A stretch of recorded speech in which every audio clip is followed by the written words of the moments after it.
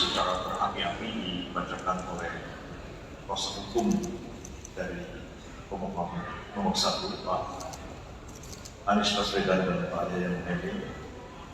Kami sudah menyimak pidato pengantar dari Pak Anies Baswedan sebagai pemohon prinsipal, dan juga kami menyimak penyampaian permohonan yang berapi-api disampaikan oleh Pak Yusuf Amir dan kemudian oleh Pak Bambang Wijoyanto. Saya akan memberikan tanggapan sekilas yang selanjutnya akan disampaikan oleh para wakil ketua hadir dan para senior yang hadir di sini. Intinya sih kami menilai bahwa permohonan ini lebih banyak narasi, asumsi, hipotesa daripada menyampaikan bukti. Dan saya baru dengar dari Pak Aligis dari Pak, dia bilang narasi itu bukan bukti.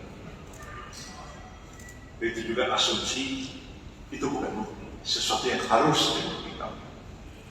Begitu juga patut diduga dan sebagainya disampaikan tadi, sesuatu yang memang harus dibuktikan. Jadi lebih banyak opini yang dibangun, narasi yang dibangun daripada fakta-fakta bukti yang diungkapkan di dalam persidangan ini. Dan karena itu kami akan menjawab nanti besok jam 1 siang terhadap permohonan yang disampaikan oleh Pak Anies Baswedan yang Muhaimin, dan kami sudah mempersiapkan jawaban mematangkan, dan besok sebelum sidang jam 1 siang besok kami akan menyerahkan jawaban tertulis, tanggapan tertulis kami kepada Mahkamah Konstitusi. Secara umum tidak ada sesuatu yang sulit bagi kami menjawab atau menanggapi permohonan itu. Oleh karena seperti yang saya katakan tadi, lebih banyak merupakan narasi, dugaan, patut diduga, dan lain sebagainya, bukan sesuatu yang merupakan fakta yang harus diungkapkan dalam persidangan. Pak Oto, silakan memberikan tanggapan. Terima kasih teman-teman wartawan. Apa yang dikatakan oleh Prof. Yusril, saya pikir itu adalah satu fakta dan itu benar disampaikan baik Pak Yusril. Perkara ini hanyalah merupakan penggiringan opini masyarakat. Coba kita bayangkan ya, ini bukan permohonan suatu ujian undang-undang. Ini adalah sengketa, ya, sengketa pilpres. Kalau namanya sengketa, ada pihaknya. Pihak permohonnya itu KPU. Tetapi tidak ada satupun sajian di sana itu yang dipersoalkan tentang apa yang dilakukan oleh KPU. Perbuatan yang dilakukan KPU tidak ada yang dipersoalkan. Yang dipersoalkan justru adalah persoalan yang adalah tindakan dari pemerintah dan presiden yang tidak merupakan pihak di dalam perkara ini. Ini kenapa?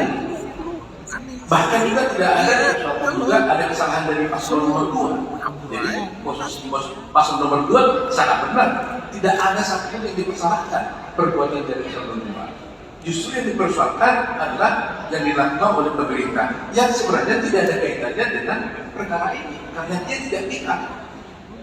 Ya kan? Dia tidak pihak di dalam perkara ini. Jadi terlihat memang ini adalah upaya-upaya yang subjektif dari pihak pemohon untuk mendiskreditkan pemerintah, khususnya Pak Presiden, dan secara kebalik juga untuk Pak Gibran Rakabuming Raka. Ini pokok daripada permohonan ini. Jadi sama sekali tidak ada kaitannya ini dengan paslon 2 dan tidak ada kaitannya dengan perkara sesungguhnya. Bayangkan pemerintah bukan pihak di dalam perkara ini, bahkan dia tidak menjadikan terkait, tapi dia yang dibicarakan sehingga tidak relevan. Tidak relevan dalam perkara ini. Kita cerita antara KPU dengan pemohon, tapi disertai berbanyak orang lain. Jadi ini saya kira ini pasti tidak akan diterima oleh Mahkamah Konstitusi. Ya, jadi saya yakin betul itu. Ya, silakan Pak. Ini dua senior sudah kasih, tapi saya singkat saja. Dalam sejarah karir saya, inilah contoh surat permohonan dan atau sejenis gugatan yang paling mengambang,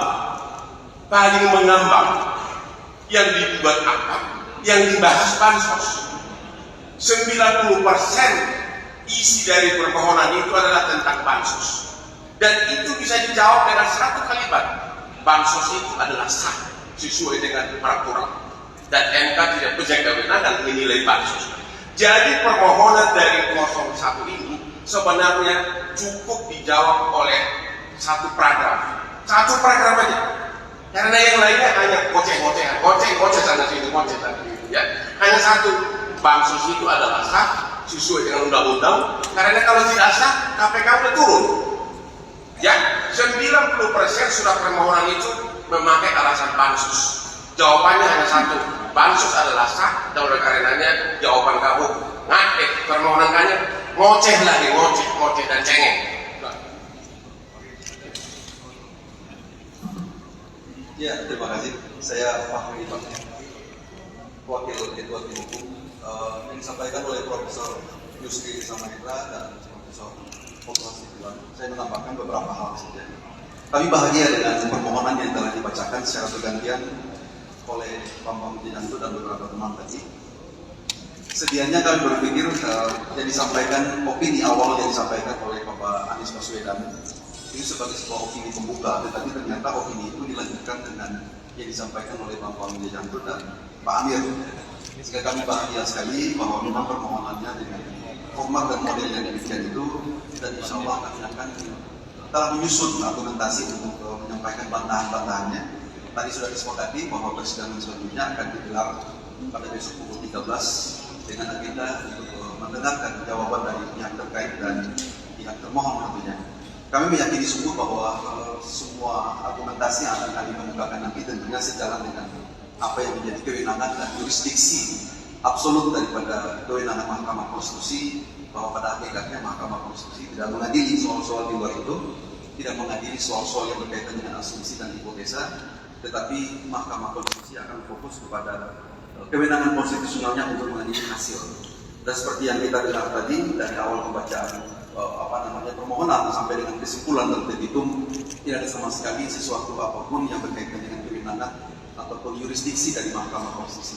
Dengan demikian kami sangat happy dengan permohonan yang demikian itu, dan selanjutnya kami akan menjawab sesuai dengan kewenangan yang telah diberikan oleh Mahkamah Konstitusi dalam sisi penyampaian jawaban dan di dasarnya jurisprudensi 803K 1970. Bukti adalah apa yang dinyatakan dalam pasal 184 dan 185 KUHP. Karena Pilpres dan Pilkada itu buktinya semua putusan pengadilan, karena normanya ada dihukum kalau melanggar. Terima kasih. Baik, jadi kami sudah memberikan pendapat. Ya. Pada intinya yang paling pokok pada pendapat saya adalah sidang ini adalah sidang PHPU, permohonan perselisihan hasil pemilihan umum. Jadi yang diatur di dalam peraturan Mahkamah Konstitusi itu pemohon harus mengatakan ini hasil KPU, ini nggak benar, yang benar itu ini hasil kami. Tapi itu tidak ada di dalam permohonan ini. Demikian. Terima kasih.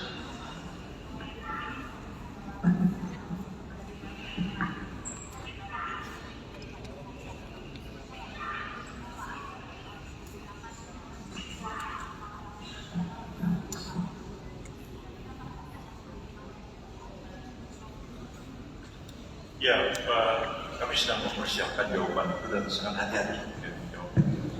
Oleh karena kalau dijadikan mereka sebagai saksi, saya itu lebih baik Mahkamah Konstitusi yang memanggil mereka. Mahkamah Konstitusi kan termohon untuk memanggil siapa saja untuk memberikan keterangan dalam persidangan ini. Jadi sebenarnya pokok persoalan yang menjadi pokok termohonnya itu kan adalah kami tidak terkait dengan dengan Pak Prabowo dan Pak Gibran.